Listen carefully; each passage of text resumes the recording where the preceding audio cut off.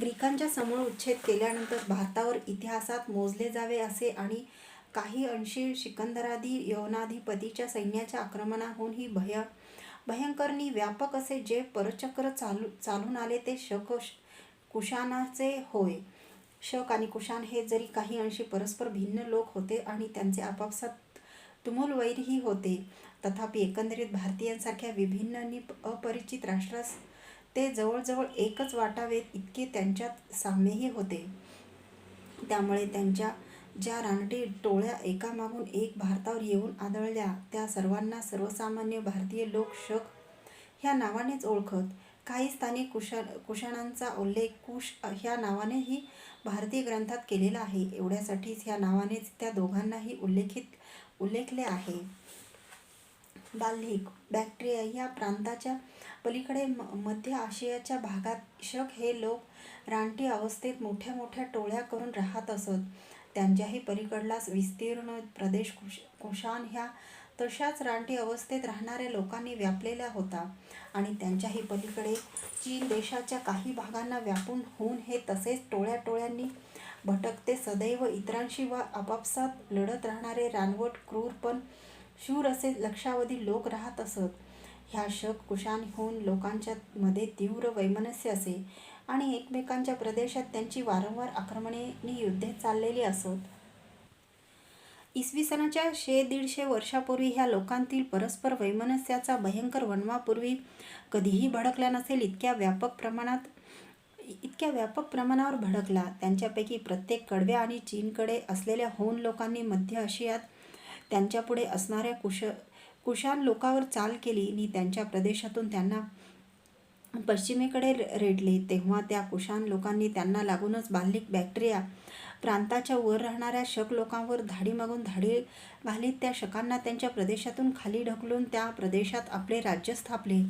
त्यामुळे शक लोकांनी त्यांना लागूनच असलेल्या बाल्हिकावर स्वारी केली.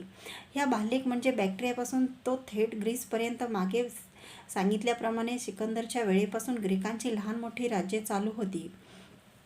परंतु ह्या कडव्या रानवटांनी ज्यांच्यातील पुरुषांप्रमाणे स्त्रियाही प्रत्येकी शस्त्र घेऊन घोड्यावर बसून रणांगणात उतरत असत, त्या अशा असंख्य लोकांच्या धाडीमागून धाडी जेव्हा त्या ग्रीक राज्यावर कोसळल्या तेव्हा त्या सर्व ग्रीक राज्यांची दानादान उडून गेली. ती ग्रीक राज्ये बुडविली गेली आणि तो सारा प्रदेश शकांनी व्यापून टाकला. परंतु तेथेही 100-1 वर्षाच्या आतच त्या शकांचा पाठलाग करीत त्यांचे शत्रू जे कुशाण लोक ज्यांचे जीवन शकांच्यावर दिलेल्या वर्णनाप्रमाणे स्थायी नगरग्रामांपेक्षा धावत्या घोड्यांच्या सशस्त्रनी लढत्या शिबिरातूनच व्यतीत होत असत. त्या कुशाणांनी शकावर पुन्हा स्वारी केली आणि शकांना बॅक्ट्रिया प्रभृती प्रदेशातूनही हुसकावून देऊन तेथे आपली सत्ता स्थापली. खाली रेटून दिलेल्या ह्या असंख्य शकांना मागे किंवा तिरपे वळण्याचा मार्गच न उरल्याने ते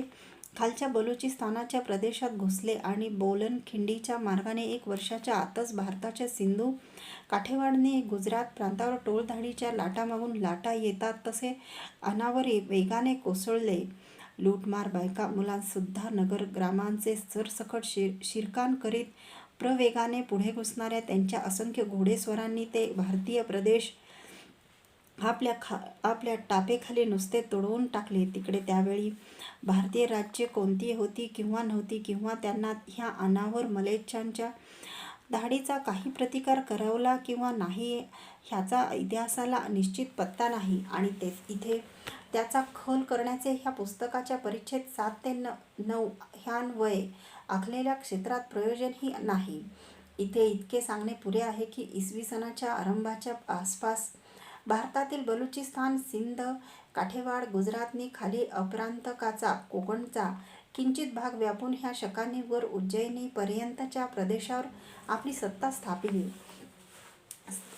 स्थापिली होती नि त्यांच्या मागून प्रवेगाने पाठलाग करीत येणाऱ्या मध्य आशियातील कुशाणी होऊन यांच्या दडपणामुळे ते शक लोक भारताच्या आणखी किती भाग पायदळी तुडवीत सहकुटुंब व्यापून टाकू शकतात ह्या चिंतेने सारे भारत संत्रस्त होऊन गेले होते.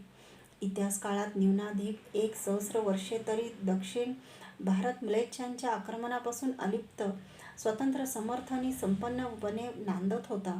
परकीय शत्रूंच्या स्वाऱ्या बहुधा ह्या आपल्या इतिहासाच्या प्राचीन खंडात तरी वायव्येकडूनच होत गेल्यामुळे त्याचा प्रतिकार करण्याचा मुख्य भार आपल्या उत्तर भारतातील राष्ट्रबांधवांनाच सोसावा लागला आणि त्याप्रमाणे त्यांनी तो सोसून त्या काळी राष्ट्रशत्रूंना दाती तृण धरावयास लावले. त्यामुळे कोणताही परकीय शत्रू विंध्याचल उतरून ह्या कालखंडात दक्षिण भारत येऊच शकला नाही. पुरातन अनिश्चित नि क्षणभंगूर अशा एका इराणी आक्रमणाची इथं कथा सोडली तर साधारणतः इसवी पूर्व 500व्या वर्षापासून तरी विंध्य ओलांडून उत्तरेकडून कोणीही म्लेच्छ शत्रू येऊ न शकल्यामुळे सारा दक्षिण भारत स्वातंत्र्यानी, साम्राज्य, सत्ता आणि संपत्ती ह्यांना अखंडपणे उपभोगीत होता. कलिंगापासून ते पांड्य, चेल, चोल प्रभृती आमच्या दक्षिण भारतीय प्रांतातील भारतीय राज्य सत्ताधिकाऱ्यांनी दक्षिण भारताच्या तिन्ही बाजूंना पसरलेल्या पश्चिम समुद्र, दक्षिण समुद्र आणि पूर्व समुद्र ह्यात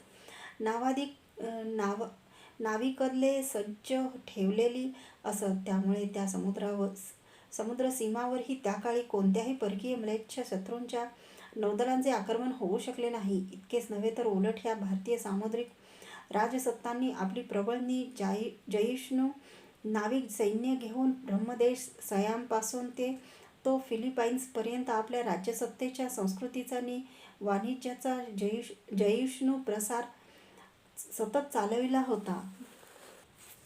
वायव्येकडून झालेल्या परराष्ट्रीय आक्रमणाचा यशस्वी प्रतिकार आमच्या उत्तर भारतीय वीरवरांनी वारंवार तिकडच्या तिकडेच केल्यामुळे ते परशत्रू नर्मदेपर्यंत पोचूच शकले नाहीत. परंतु ह्या शतशत्रूचे अनावर आक्रमण बलुचिस्तानातील बोलन खिंडीतील मार्गे झाल्यामुळे पश्चिमेलगतच्या सिंध, काठेवाड, गुजरात प्रांतातून घुसून नर्मदा उतरणे त्यांना सापेक्षतः लगोलग साध्य झाल्याने दक्षिण हिंदुस्थानावर परचक्राची पहिली छाया पडली ती या म्लेच्छ शकांची होय, पण तीही किती क्षणिक. कारण सुदैवाने याच वेळी दक्षिणेकडे कलिंग आणि आंध्र या दोन वैदिक धर्मीय आणि भारतनिष्ठ प्रबळ शक्तींचा उदय झालेला होता.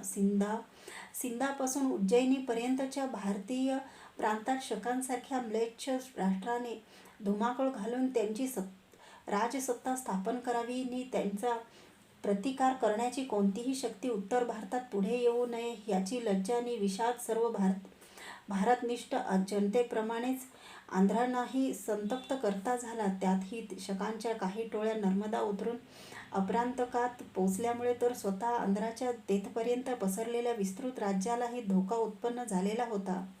ह्या सर्व कारणांमुळे आंध्र राज्यशक्तीने शकांचा पुरता मोड करण्यासाठी त्यांच्यावर प्रबळ सैन्यासह स्वारी केली आणि त्या शत्रूंना भारताच्या वतीने समरांगणात पहिल्याने हुंकारून धडाक्यासरशी नर्मदापार हुसकून दिली. ह्याच वेळी उत्तरेत उज्जैनीपर्यंत चढून गेलेल्या शकांची गाठ यौधेय आणि मालव गणांशी पडली. ह्या दोन्ही गणराज्यांनी प्रत्यक्ष सिकंदरच्या स्वारीच्या वेळीही भारताच्या स्वातंत्र्य रक्षणार्थ किती दुर्दम्य शौर्याने लढा दिलेला होता ते मागे वर्णिलेलेच आहे.